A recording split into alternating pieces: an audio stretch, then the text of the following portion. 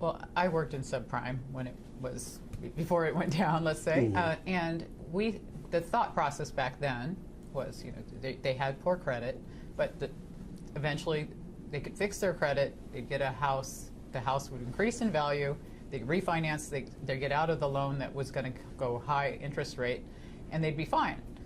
But that, of course, didn't happen when everything was too much supply on the market, and how it went from there.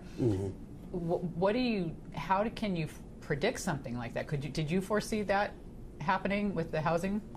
What I argue in popular economics is no one predicted it.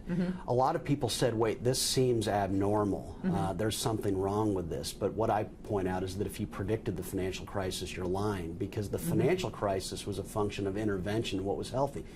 Banks and all sorts of financial institutions make bad loans all the time. And sometimes they go out of business, and that's healthy. That's how an economy evolves, is that we push out the bad in favor of the good. Interesting about subprime in a broad sense is that, of course, there's subprime when it comes to housing. With housing, it's not a risky loan, because at the very least, you've got an asset, something that you can touch, that you can go repossess.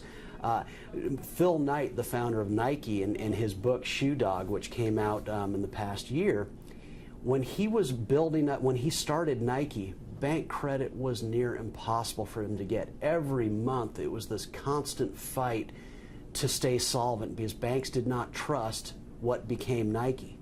But when he went to that same bank to get a home loan, it was easy. Snap, because it's a low risk loan. And that's what we have to remember about banks, is that of course they're involved in housing. It's less risky, but to show you what's happening to banks, they can't even compete in mortgages today. They're even losing market share there. The sources of mortgage lending are moving away from the banking system.